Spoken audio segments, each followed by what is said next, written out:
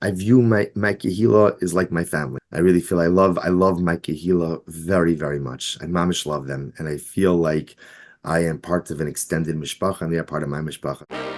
Rabbi Shmuel Silber is rabbi of Suburban Orthodox Congregation in Baltimore, Maryland. And though he may not look it, just for the record, he is a Chassid and not a Litvak. Not a Litvak at all. I'm a Chassid through and through. Through. The only thing I'm missing is the Lavush. Okay. Rabbi Silber's career began in Fairlawn, New Jersey, where he served as an assistant rabbi in Congregation Shomrei Torah under Rabbi Benyamin Yudin, where he learned firsthand his all-in approach to the rabbinate. I met Rabbi Yudin in his office, and he told me the only part-time aspect of this job is the salary. I would say from him, I learned that the greatest thing you could bring to the Rabbanos is a sense of empathy, love, concern, and unbridled, unqualified commitment to your balabatim. But it was Rabbi J.J. Schacter who instilled in Rabbi Silber the principle that proper respect for your Drasha is proper respect for your Kehillah. Give it the respect that it deserves. In other words, that if you respect your balabatim, you respect your Kehillah, then you should put in the time cultivating something that is meaningful. How does Rabbi Silber decide which message to speak about each week? That's easy. First, he decides what he needs to hear, and then he addresses himself through his drasha to his congregation. Whenever I give a drasha, I try to focus on, okay, what do I want to work on? Because I know that pretty much like, if something's bothering me, chances are it's bothering other people also. You might ask, how does Rabbi Silber know that just because he's grappling with an issue, it will resonate with his congregation? That's also easy, because Rabbi Silber views himself as one with his congregation. I view myself as I am one of my balabatim, and my balabatim are with me. We're biyachad in this. It's not like a top down. We're all together. We talk about Rabbi Silber's one overarching goal for his congregation. In our Kehillah, there's one goal. It's growth. That's it. Growth in your relationship with HaKadosh Baruch Hu, growth in your relationship with your fellow Jew, and growth in Adam Liatzmo, in your relationship with yourself. It's all about growth. And why it's so important for the rabbi to look after the marginalized members on the outskirts of his congregation. A Rav is a shepherd. So the shepherd doesn't usually have to worry about like the strong sheep, because they're keeping up, they're going, they're moving. The shepherd, I would imagine, I don't know, I'm not an expert in shepherding, but I would imagine that the majority of the shepherd's attention is spent on the members of the flock that either stray or can't keep up. I learned so much from my conversation with Rabbi Shmuel Silber, and I'm sure you will too. So now, without further ado, here's my conversation with Rabbi Shmuel Silber. Shalom Aleichem. Hi, Shalom Aleichem. How are you? Good. Thank you. I can't believe you're finally here. If you're interviewing Rabbana, you know how it works. Yeah. Funerals, all sorts of stuff comes up. So thank you very much. And before the position and at Suburban, where you've been for the past 20 years, you were at Shomrei Torah? Correct, with Rabbi Yudin. That is Yeah. Rabbi Yudin's assistant rabbi for 3.5 years. Was that your first foray into the rabbi? So, I did a rabbinic internship at the Spanish-Portuguese synagogue in Manhattan with Rabbi Angel. That's when I was in smicha, like fourth year smicha at YU. You do an internship. But my first, I would say, formal exposure in the Rabbanos was in Fairlawn. I remember the first time I sat down with Rabbi Yudin, not the first time, but after we came to Fairlawn, we moved to Fairlawn, and we started, I met Rabbi Yudin in his office, and he told me, he said that the only part-time aspect of this job is the salary. He said, and the truth is, when he said it, I was like, whew. And then afterwards, I realized it probably was one of the most important and profound things that I ever learned in the Rabbanos, which is to be successful in the Rabbanos, it has to be full-time. In other words, the position of a Rav is every day, all the time. And again, obviously, a person has to learn to set healthy boundaries. But, Rabbi Yudin's tremendous success, and I agree with Rabbi Penner's assertion in the long game of Rabbanos, is that he's always there. And he was always there for people. And there was never such a thing as, not the right time or not. Again, I think Rabbi Yudin was probably like Rabbanos on steroids, just his ability to be there all times. But I would say from him, I learned that the greatest thing you could bring to the Rabbanos is a sense of empathy, love, concern, and unbridled, unqualified commitment to your balabatim. That's what he exemplifies, and that's what he embodied. And Baruch Hashem, I think probably over the course of 3.5 years, I can't say that I never lived up to the expectations that I think he creates, but it was incredible just to see that surah of what a Maggid Yisrael is. Yeah, yeah, amazing. I've never met him, but people keep on bringing his name up as an example of that commitment that you're describing. Yeah, and so when you were the assistant rabbi there, I guess you gave the drasha from time to time. And how was that? How did that begin? That process? So the truth is, the way it worked at Shomrei Muna actually is I don't know Shomrei Torah, excuse me. I don't know what they have now, but they used to have like 2 concurrent minyanim, an upstairs minyan and a downstairs minyan. So actually, I was in the downstairs minyan. So actually, every week I gave a drasha, which was an interesting, well, on one hand, a great experience because I had to give a drasha every day, somewhat, I think, unique in an assistant rabbi position. But Rabbi Yudin really gave me the opportunity to kind of have like I'll call it as an assistant rabbi, but like a fully immersive rabbinic experience. So that was daunting. I'm not going to lie. The ability to come up with a drasha every single week. Obviously, again, to come up with a Dvar Torah is easy, but to make a Dvar Torah is easy. It's less difficult. But to come up with a Dvar Torah that could then be formed into a drasha with a life lesson, with a nugget of inspiration, was a daunting task in the beginning of the Rabbanos. Absolutely. Yeah. And so how did you prepare for that? What was your entree? I mean, you took the homiletics and the drasha workshops and all that at YU? So I was very fortunate. I was very fortunate that actually, I mean, I'm trying to going back now. Wow, you're making me think back a long time ago. So the truth is, probably back in those days, I probably was, trying to finish my Shtayim Mikra Ve'echad Targum by Tuesday, and that way, again, I saw the parsha in its totality. It gave it a couple of days to ruminate a little bit. That's what I can't even remember that far back. I could remember, back to the beginning of my Rabbanos in Baltimore. So actually, I owe a tremendous Hakar Satov to Rabbi J.J. Schacter, because my first year in Baltimore, Rabbi Schacter was still running the Soloveitchik Institute in Boston, or outside of Boston, and he had a Yarchei Kala for Rabbanim. That was literally my first year in Baltimore, and that year changed my life. That Yarchei Kala at the Soloveitchik Institute, subsequently it morphed into the Center for Jewish Future. But that Yarchei Kala at Soloveitchik Institute, it changed my life. It changed the way I look at the Rabbanos. It changed the way I looked at drashas.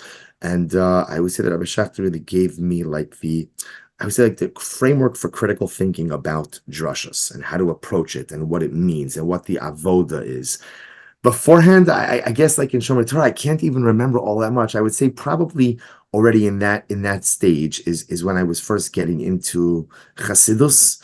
I am very much drawn to Chassidus, specifically, again, it's Rabbi Yitzchak Berdichev, Zechusi Yagin Alinu to Lubavitcher Rebbe, but in those years, probably much more Rabbi Yitzchak Berdichev.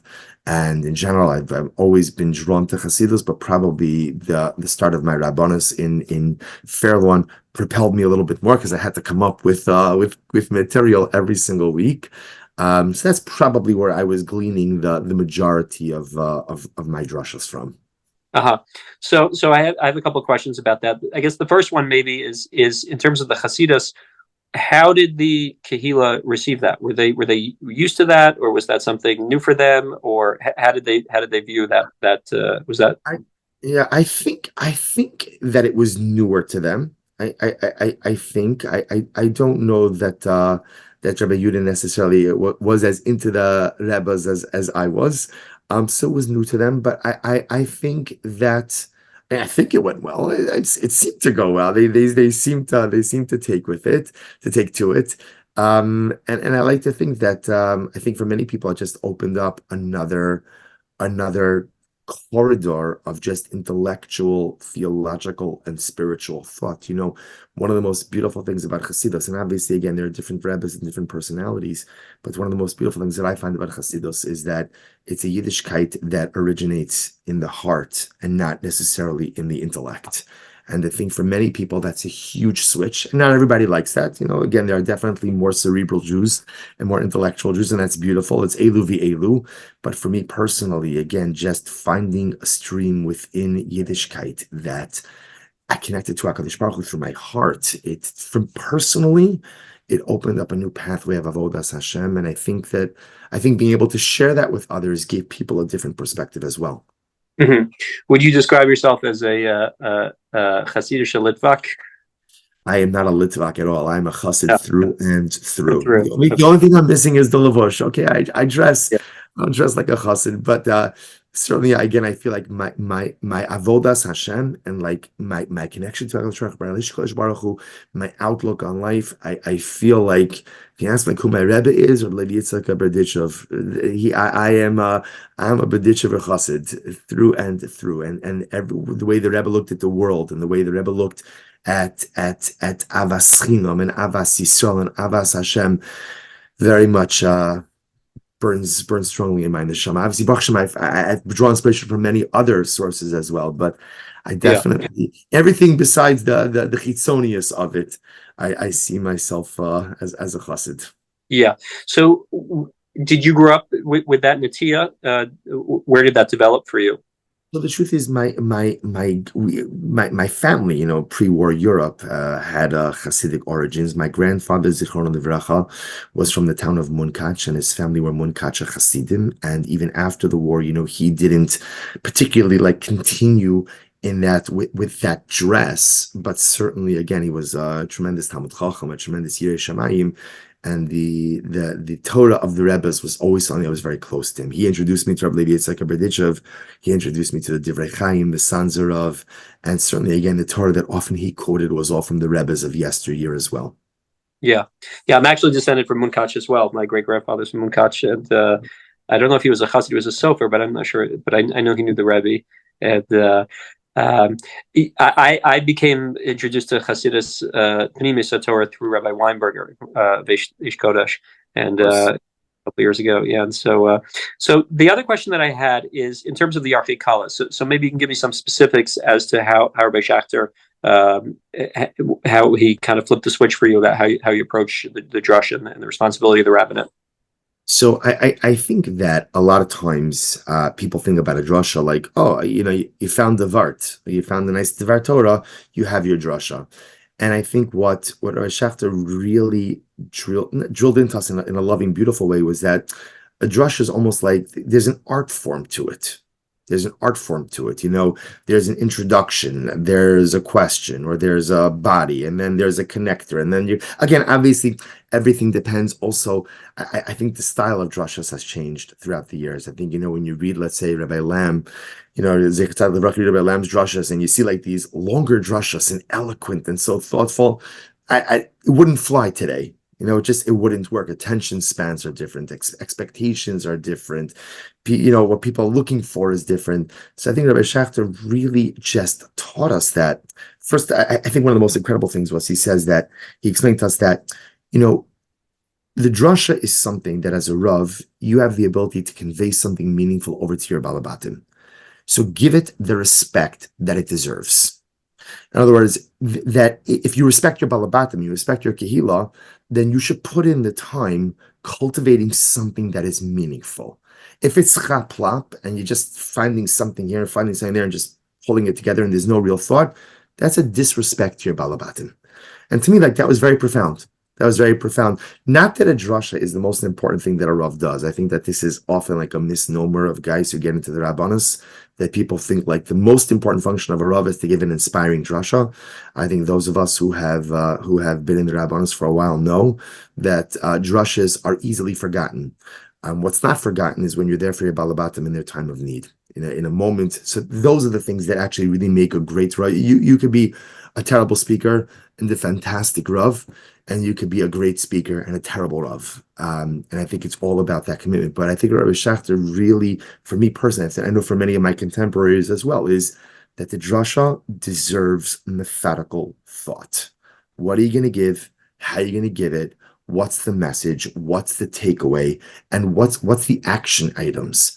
and give it thought. Give it thought. This is not something you do on your walk to shul Shabbos morning. This is an avoda, and it's an avoda that should be taken seriously. Yeah. So describe for me your process. Already it's Wednesday now in the week. So where are you Right. holding? So there was what my process was and is what my process is. So, Yeah. what I still really try to do is I really still try to finish the parsha earlier in the week.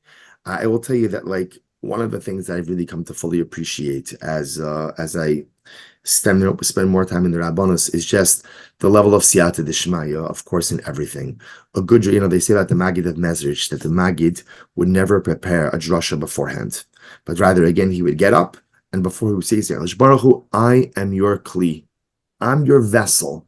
Put in me whatever you want. Now, I would never, don't try that at home. None of us should be trying that because we're not the Maggid of Mezrich. But that being said, there's a tremendous lesson to be learned that a drush, like everything else in life, requires siyata d'shmaya. So I've come to find that, like, a lot of times, if I'm learning and I'm doing what I need to do, then get the parsha done, so to speak, learn it, and allow the ideas to ruminate a little bit, and something comes. Just along those same lines, I've also come to find the secret to preparing a great drasha. I don't know the secret to preparing a great drasha, but I'll tell you that what I've come to find is the better my own ruchnius is, the better the drasha is. If I'm holding in a good place in life, if I'm learning and I'm doing and I'm working and I'm growing, then first of all, the drasha comes more naturally and everything just, because again, I'm that kli, the kedusha that hopefully I've been able to amass for myself, I'm able to share out. In a week where my ruchnius is not as good, for whatever the reason, the drasha reflects that. So I just think like, I think a lot of times like, as Rabbanim, we think that like the effectiveness or the inspiration level of the drasha is fundamentally tethered to the material you're using and how good your preparation was. And we forget that as Rabbanim, the effectiveness of our drasha, I think like a drasha is very often like a mirror of the Rav. And if the Rav is holding in a good place and the Rav is someone who's growth oriented and pushing and steiging and growing, I think that comes out in the drasha as well. Again, you still need the preparation. You still need to work on the delivery, to work on the content. But the better you are in your relationship with HaKadosh Baruch Hu, the better, so to speak, the spiritual product that you're delivering to others as well. Yeah. So you get through the parsha and kind of get a hekif, an overview of the parsha, and then are you looking for something to jump out at you? Are you kind of waiting for something to emerge? How do you zero in on what you're going to talk about? So I have a notebook. That I set aside for each year. Each year has its own notebook. And what I try to do is just going through the parasha, record the things that jump out at me. Not that I'm ma'ayin or research them, as they come out, because again, I want to get that overview.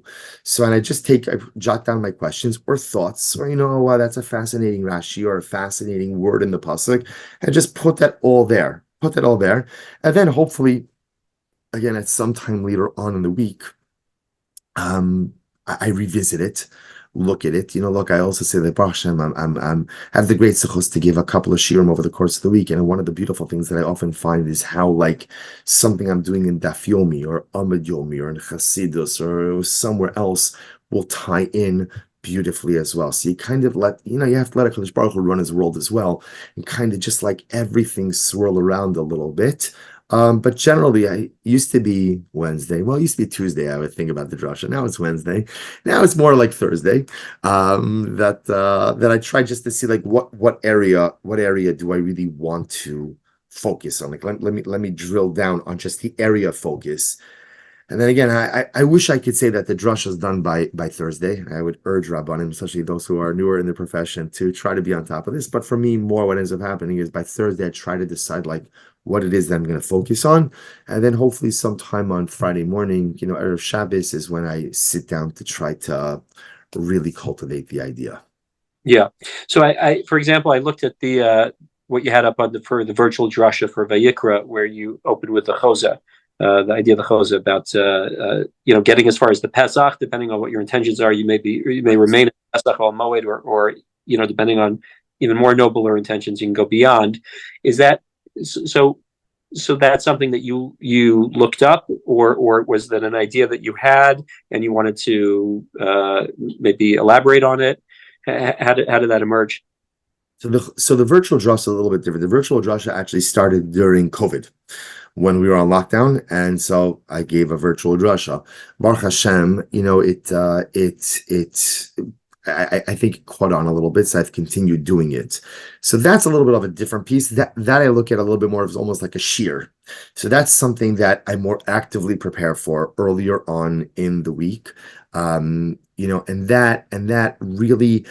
I'll sometimes reference like my notebook from the previous year and see ideas that I wrote down that I didn't use for anything, or maybe I used it in a different context, and I'll use that for the drasha. So I say, like, for the virtual drasha, I rely much more on something I already have. Sometimes I'll actively look for something, so for that Jose, I actually saw it in a sefer earlier that week, brought down like in a Likud sefer, and I loved it. So I said, okay, there's my virtual drasha. So I wasn't looking for something per se, but it came. So that is a different thing also, because that's timing. The OU puts that on all parsha also, so that has a much greater time constraint associated with it, as opposed to, let's say, the Shabbos drasha, which I have the ability to. That could be a little bit more organic. Like what I often do with my Shabbos drasha is, hopefully by Friday I'll know what I'm talking about. Whereas it used to be I would write out my entire drashas, even though I wouldn't read it, but I would have it just for like a gibush rayonot. I would have just like the idea fully written out. I don't do that anymore. So really, what I find with the drasha is it's really evolving until the time that I say it on Shabbos morning. On the walk to shul, actually, it was really like where I try to I go over it again just to try to see what's going on. So I say the virtual drasha are much more formal. I treat it much more like a shir. I have to prepare it. It's got to be done. The Shabbos drasha, by Friday, the idea has to be there. The core idea has to be crystallized. But then, depending on what else is happening, it's how it germinates a little bit. Right. And are you looking at Spfarim, or are you just trying to expand an idea based on, at this point, I think I remember I was reading in a Hagdama to maybe Shabbos Malkusa, or one of Rabbi Pincus's Spfarim. He says, I can't quote sources because it's just been so many years. There's so many things that I've absorbed over the years. And so are you pulling things from different things that you've learned over the years and putting it together, or are you actively going and looking through Spfarim based on certain ideas that you want to talk about? I would say it's both. It's both. Yeah. If it's a week where I saw something in the parsha and like that's the idea, I don't know what it is, but that's the idea I want to research. So again, I'm just going to go with that, and I'll go start on the page of Chumash and extend out past that. There are some weeks where I don't know, I just haven't. I had a chisar in me, but I haven't found something that jumps out at me. If that's the case, then I'll start to go through Spfarim, whether it's maybe it's like Radishev, Kedushas Levi, or the Basayin, or the Divrei Chaim, or again, I'm a big fan of Devar Malchus, which again, the Lubavitcher Rebbe's Torah, or a number of Shulchan Kavod. There's a number of different Sfarim that have the Lubavitcher Rebbe's Sichos in different forms. So then I'll take a look there as well. Mm-hmm. Yeah. Have you ever showed up Shabbos morning and you just nothing? You couldn't find something that you were on fire to talk about? Yeah. I've had drashas where I had a nice idea to share, but I didn't feel on fire about it. I try very hard to avoid that, because I feel like if I'm not passionate about it, it comes out. It's very hard to be passionate about something you're not actually passionate about. So I try to hide, but of course, it's, and there are weeks where just everything is happening and the preparation that you'd like to put in didn't necessarily occur. But yeah, it's definitely happened. I try with all of my heart to avoid that. I've had sometimes the Sahara that if it's not something I'm passionate that I won't speak. The problem is I feel a tremendous achrayus, because for a lot of people, Shabbos morning is the one time that I actually get to learn with them. So to me, the drasha is not a speech. The drasha is Talmud Torah. So I'm always very reticent to like, even I speak on Shabbos morning of Shabbos Agadol, or Shabbos morning of Shabbos Shuva. I try to keep it short. I'm not always successful with that, but I try to keep it short. But like, I feel like there's just a tremendous Talmud Torah opportunity. And I'll tell you something interesting.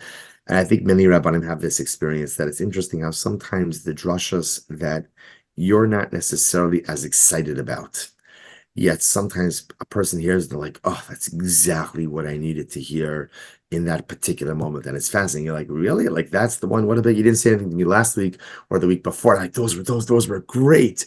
And this week I was like, it's Torah. It's Torah and it's beautiful. Everything in Torah is beautiful, but like I didn't feel, and yet again, the person's like, oh, exactly what I needed to hear. Which again is the siyata dishma. We always have to realize that, we are not performers, and we're not, entertainers, and our goal is to be kelim for HaKadosh Baruch Hu. We are the delivery mechanism for Ruchnius and for HaKadosh Baruch Hu's inspiration from Torah. And so, it's humbling sometimes when you think that the drasha you think is the one, and whatever, like, it's fine. And then the one that you're like, it's fine, it was the one. Very, very humbling. Or sometimes people tell me this happened to me, that they take a message away that you didn't intend at all. 100%, right? Or something that was a totally secondary issue. A secondary issue that you mentioned, derech agov, just in passing, and somehow someone pulled that out as the primary thing. But again, that's why a person has to recognize, I'm a kli. So you're right. What I thought was the primary message, something Kadosh Baruch Hu tells you, no, that wasn't the primary message. Your secondary message was the primary one, and your primary one wasn't even all that important. Yeah, it's a good dose of humility. So tell me about your personal goal for the drasha. What do you hope to achieve when you get up there and speak to your Kehillah? What's success for you? Whenever I give a drasha, I am talking to myself. I don't preach, and I don't tell people what they're supposed to or how they're supposed to do it. I view myself as I am one of my balabatim, and my balabatim are with me. We're biyachad in this. It's not like a top down. We're all together. So whenever I give a drasha, I try to focus on, okay, what do I want to work on? Because I know that pretty much, like, if something's bothering me, chances are it's bothering other people also. We're all like in the same spiritual boat. Maybe our struggles manifest themselves a little bit differently, but lamaisa, we're all people. We're all struggling with the same stuff. So when I give a drasha, I'm really like, I'm working on an avoda for myself. This is something I want to focus on. This is something I need in order to facilitate my own personal growth.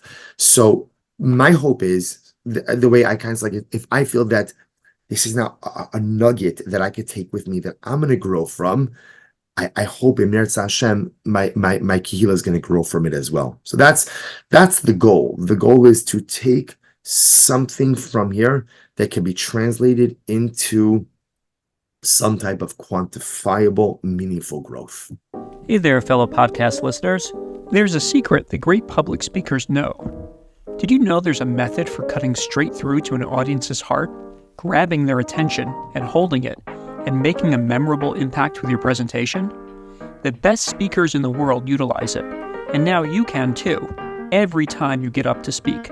Download your free Maggid Method of Public Speaking template at maggidmethod.com, maggidmethod.com. The Maggid Method will teach you how to find your authentic voice, craft meaningful presentations, manage people's attention, and build unbreakable bonds with your audience. Go to maggidmethod.com and download your free copy now. Now let's get back to the program. When you talk about that you're speaking to yourself and you're trying to grow and it's biyachad, how much of your own personal struggles or challenges with any aspect of Yiddishkeit or any aspect of life do you share with the Kehillah? So I try to really be like an open book with a lot of things. Obviously, like, not too open. Nobody should be a fully open book except with HaKadosh Baruch Hu. But the truth is, like, I feel that it's so important for Rabbanim to be real people. Like we're all human beings. So the fact that, I learned in yeshiva a little bit longer, or I did this, or I had this experience or this training, doesn't make me any less human, doesn't make me any less frail, doesn't mean that I don't struggle with all the same things that everyone else struggles. I often say, like I give a daf yomi shir Baruch Hashem at 5:45 in the morning, And Baruch Hashem, we have a beautiful base medrash, full base medrash, and like I always look at my balabatim in awe, because like I think to myself, like, look, this is my job. This is my job, Zachisi. This is my job. I get a salary. I get a salary for this. This is it. And like I see my balabatim, and they're running off to work. And I think to myself, like, I don't know. I'd like to think that if I was a balabas, that I would be doing the same thing, but I don't know. I don't know that I have the same level of resolve that they have. And so like it's very humbling. It's very humbling for me. So I try to, I try to like, I think we're all in the same boat and we're all facing the same struggles. They just manifest themselves a little bit differently. And so like using the drasha, for me, the drasha is a very cathartic experience. Very cathartic because I'm able to like deal with something that's on my mind. I use a vart or an idea like as a springboard, but ultimately it's like, however, this is what's churning in my neshama. This is bothering me. This is bothering me. This is what I'm grappling with. And so, and here's a mahalach that I have to deal with it. Perhaps this mahalach that I feel is going to work for me will work for you as well. Yeah.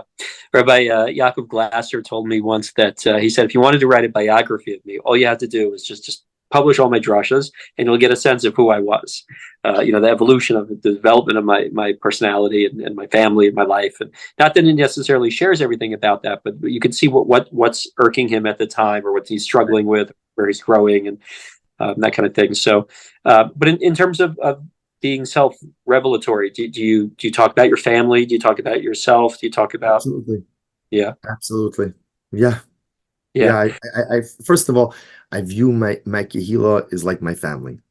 I really feel I love my Kehillah very, very much. I mamish love them, and I feel like I am part of an extended mishpacha, and they are part of my mishpacha. So the truth is, like, we've been here 20 years. My kids grew up in this shul. So, we baruch we made a few chasanas this summer, and it was just so beautiful to see like my balabatim, like when you saw them at the simcha, it was like they were celebrating their simcha. It was beautiful, and that's how I feel when I'm at their simchas.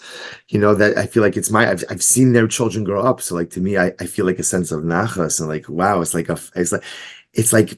going to a family simcha, not just going to like an obligatory shul simcha. So yes, I try to be transparent. As transparent as is appropriate. I'm not. We all have our inner struggles that we're not sharing with anyone except HaKadosh Baruch Hu. So obviously, again, in that sense, I'm like everyone else. But yes, I tried. Again, the real essence is I use the drush in a personal sense to work through stuff that I'm struggling with, and I feel deep down that whatever I'm struggling with, everyone else struggling with also, and whatever they're struggling with, I'm struggling with also. So we speak the common language of personal struggle. Yeah. Going back to Rabbi Schacter for a minute, because you said that he instilled in you the idea of the respect for the presentation. How do you approach the structure or the content, or how do you tie it all together? The opening, the middle, the closing, the arc. Right. What's your process? So I think Rabbi Schacter called it like the H model, where like you have a beginning and then you throw out an idea, and obviously the idea looks totally disconnected from the beginning, and then you draw your line across. I will tell you that like one of the things that I've really been trying to work on is shortening my drashas. I've been profoundly unsuccessful, but I have come to find that just in general that model is a longer drasha, and I think just. I don't know if it's a COVID thing. I don't know, like everything has changed, an attention span thing, but I've come to feel that like when I could be makatzer, the message is heard better. The message is heard better. Less is more. Less is more. And so I think even like I've seen myself kind of going away a little bit from the H model a little bit and just kind of going just like to a straight idea. Here's a question, here's an answer. Here's an answer, and here's the lesson from the answer, and try to keep it fluid like that. Mm-hmm. I've heard also people say that every rabbi has just 3 or 4 drashas. They may give thousands of drashas over the course of lifetime, but it really just boils down to a couple messages. Do you feel at this point in your rabbinate that you have a couple messages that you keep on coming back to over and over and over? Absolutely. I think there are, In other words, you could give many different ideas from the Torah, Shivim Panim LaTorah, this certainly, but if the drasha is about a life lesson, there really are a few core life lessons that are central to Israel. It's like what the Ramchal writes in the introduction to Mesilas Yesharim, right? I'm not writing anything new here. There's no like new novel lessons in life to be learned, right? There's not like, oh, I discovered a new life yesod that no one ever knew before. It's not true. In other words, whatever the life yesod, those are the life yesods. You could bring it out in novel ways, right? But absolutely. But the notion of growth from struggle, right? The notion of avas chinam, the notion of achdus. There are probably 4 or 5 fundamental concepts that we each need in order to be successful. And absolutely, drashas just bring that out in different ways. And I think there's a beauty to that. I think that there's a beauty, just like, at this point, there are certain ideas that I always say, certain concepts that like I'll always say over and over and over. And like, and what I find is like, instead of people saying, oh, the rabbi's saying it again, it becomes like part of like our jargon, part of our lexicon. Like that's a yesod that we have, and there's a beauty in it. Yeah, that's like the Mishnah in Pirkei Avos that says Hu Haya Omer, meaning his essence used to say that this is what he reflects. Right. Yeah. I'm curious. Also, I saw that you're involved with the yeshivas Makor Chaim, yes. and when I read about the kind of the mahalach of the yeshiva, that one of your intentions is that to give people, the boys, a sense of not just responsibility but excitement and joy for Gemara, which typically people can approach with a very dry kind of approach. And I watched some of the Daf Yomi, and I noticed, when you started Elam Matzias last week when we were supposed to meet, I was mispoiled about how you talked about, you gave a word about, some Matzias in life, they're yours, they're for your internal use, for your family, your nuclear unit, and then some are Chai B'Hachar, some you go outward with, they're more external. And so, do you try to do you teach people to the boys to learn Gemara with that kind of eye, that it's not just, we're not just learning laws here. There's a panemius in everything, and where we can find it, we'll bring it out. Is that something that is that a drum that you beat?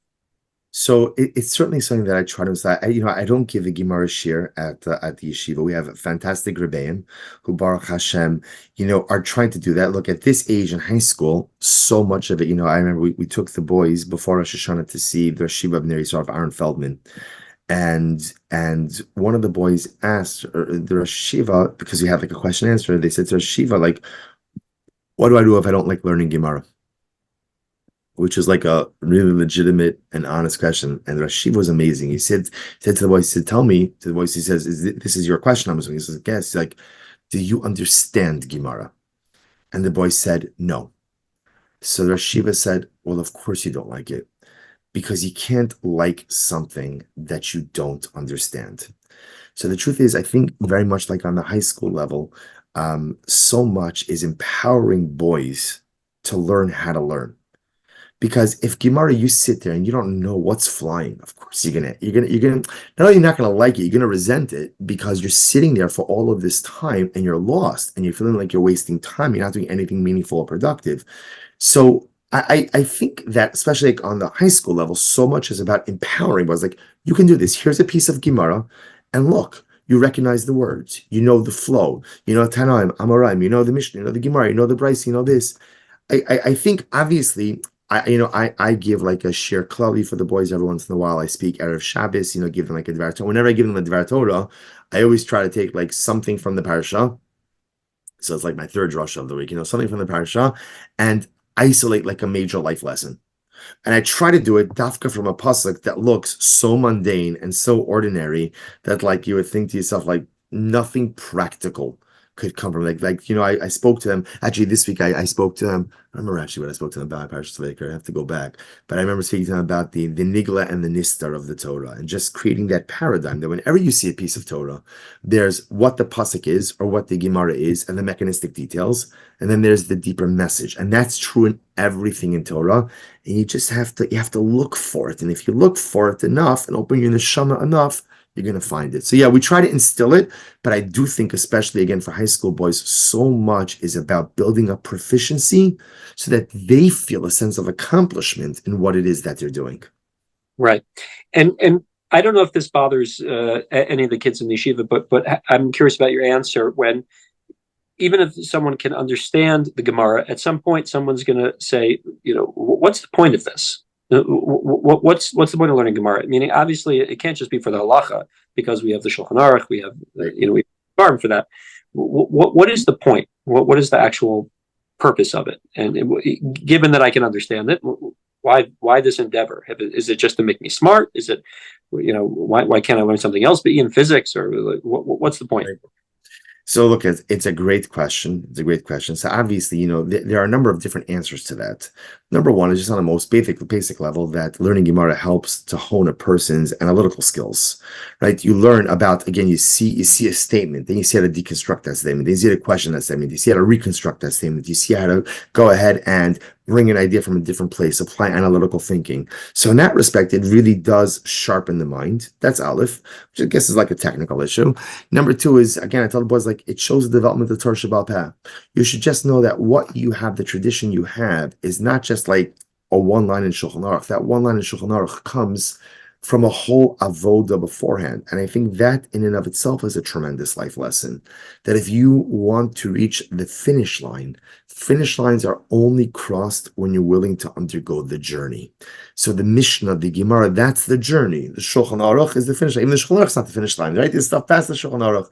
But I think that's also a tremendous yisod. And then Gimel, I think, and I don't know that this is stressed as much in high school. I mean, it's stressed more, is like you were saying before, there are like these beautiful lessons that are just contained on the page of Gemara that are just there, And it's the way Chazal, there's a reason why in the yeshiva system, there's such an emphasis on Gemara, like to the exclusion of other things. And I think it bothers many of us.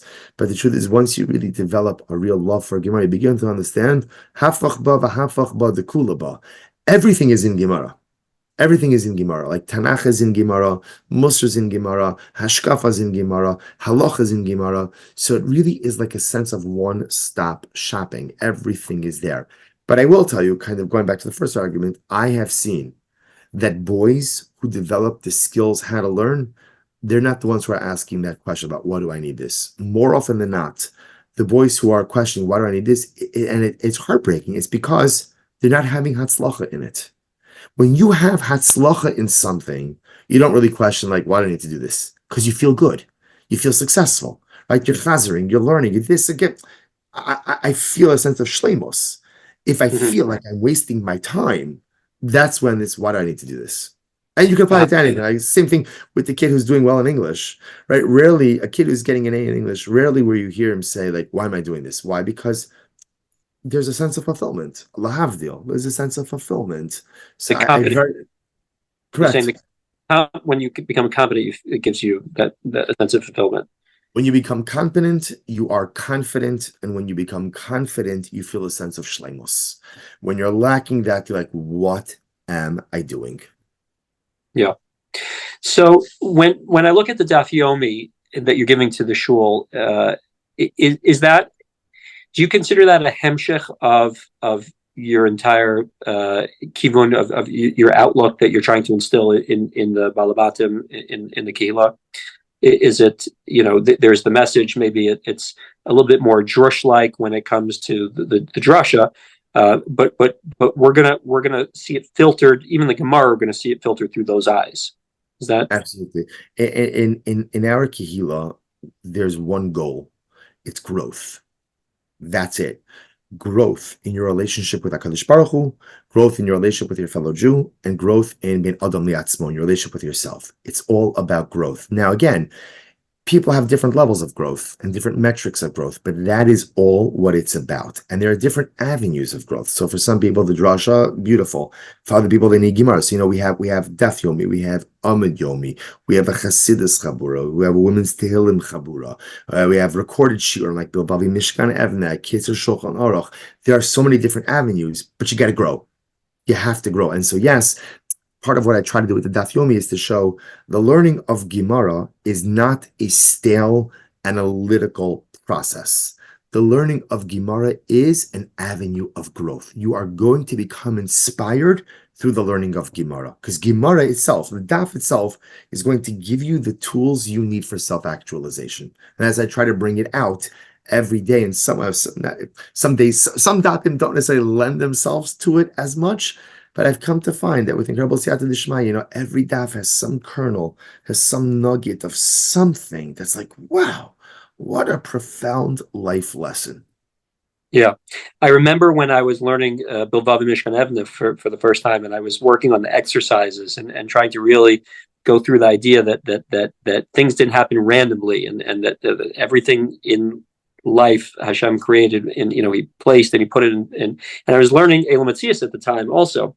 And I remember when I came onto the sugya about Derech Nefila and Derech Hinuach, I said that this is exactly the two mahalchim in life.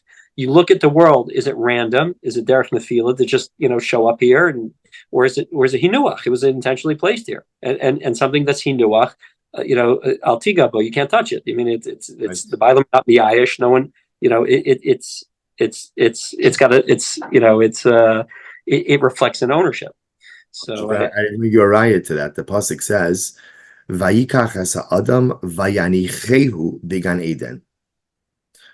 Hanacha. That's 100% like HaKadosh Baruch Hu, everything. Again, HaKadosh Baruch Hu doesn't just like throw Adam down. Vayanicheu. Everything in life there's a hanacha. So you're learning a lot of Gemara. We had little things like the Gemara in I think it must have been Erev Shabbos Parsha Zachor. So this past Erev Shabbos, the Gemara was speaking about if you find a piece of meat. So the Gemara was talking about the idea that one of the I don't remember who it was in the Gemara, but one of the Tanam, I think, cut his meat like in a triangle. Yeah. And Rashi. Rashi. Yeah, and Rashi has a picture. A picture. I said, this is so strange. Out of all the things that Rashi needs to make a picture of, I don't know, you don't need a lot of imagination to imagine a triangle. So again, just by learning Gemara with a open heart. It's a triangle, what else is it? It's a hamantash, and it's Erev Shabbos Zachor, and it's Erev Purim, and life is filled with these little kisses from HaKadosh Baruch Hu, where a lot of times you wonder, what am I doing? Am I going down the right path? And every once in a while, HaKadosh Baruch Hu gives you a little kiss, a little hug, and says, Shefala, you're fantastic. I'm so proud of you. So and again, if you looked at the Dapim, Friday, Shabbos, Sunday, Monday, there was some type of Purim reference in each of those dapim. And when you bring that out, and so what does that do? So suddenly now again, a person says, you know what? I got to start looking for the kisses and the hugs all around me. And when you open your neshama, and you open your heart, you open your eyes to that, they're everywhere. They are mamish everywhere. And it changes your life in every way when you feel that little kiss on your forehead by HaKadosh Baruch Hu multiple times a day. It's just a different existence. Yeah. So what would you say to a excuse me, what would you say to a Litvak who says, come on, that's, there's a cycle of Daf Yomi. It happens to be, Parsha Zachor. It just shook out that way. You're pulling things out of thin air. How would you answer such a person? I would say it's never too late to do tshuva. That's number one. Anyone could change. I would say, what? I would say the beauty of Yiddishkeit is it's elu v'elu. I do have people say that to me. I absolutely have people say that to me. Or when I'll quote the Rebbe, I'll quote the Vart, and oh, come on. Or I happen to love, my Salach, I'll tell a story, and people are oh, come on, that didn't happen. I'll say, you know what? You might be right. You might be right. And it's okay. In other words, if you could cultivate a beautiful and meaningful relationship with Baruch Hu in your own way, there are people who are just simply more analytical. So for them, the beautiful tosis might do more than the hamantash on the page, on the triangle. I say, great. The goal is growth. If you're going to grow through intellect, and that's your derech, and you feel close to HaKadosh Baruch Hu, close to your fellow Jew, close to yourself, fantastic. Again, we're in Ish Echad Belev Echad. The pasuk said, Rashi points by Har Sinai, right? Vayisatzu Yisrael Tachtes Hahar, Ish Echad Belev Echad. One people, one heart, not one people with one opinion. One heart. So there's so harbe drachim yesh lamakom. So I'll be the first to say that the approach that I take definitely does not resonate with everyone.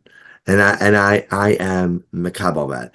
I happen to think that when people are open to it, I think they find themselves drawn in to the derech of Pnimiyas Torah, to the derech of Chassidus, because I think it offers something incredibly unique, and I think it offers something that I think most people deep down are looking for.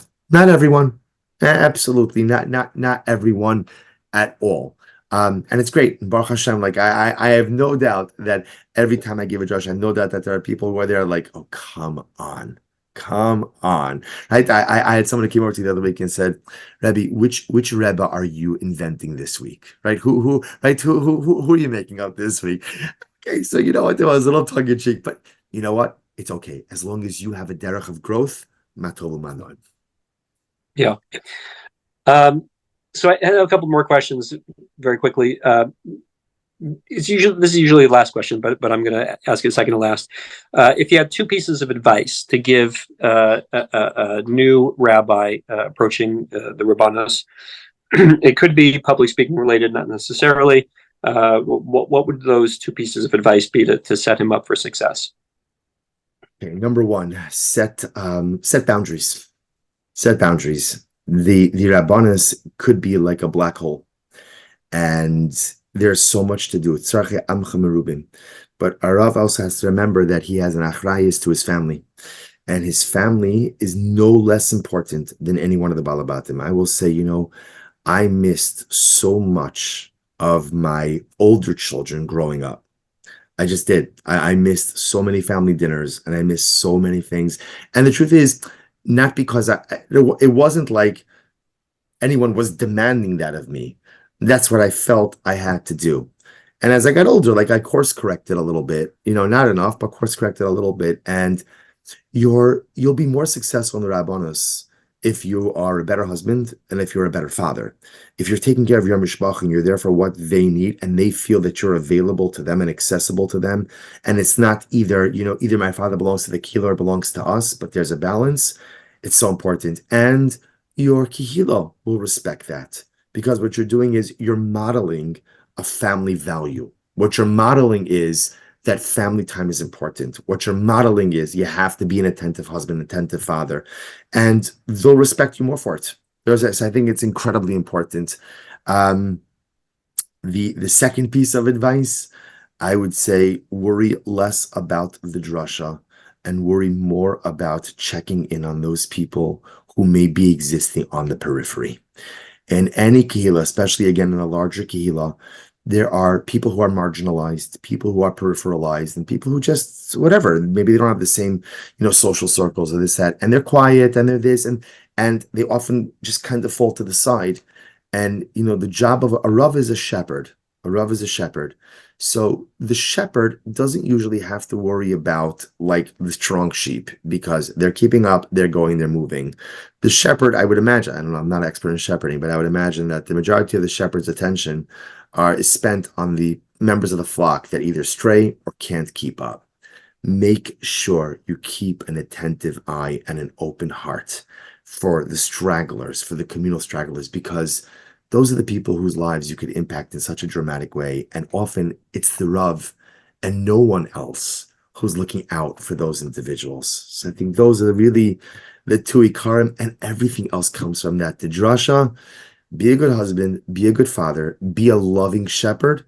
The Baruch Hu will give you the right ideas for the drasha. You don't have to worry about it. Amazing.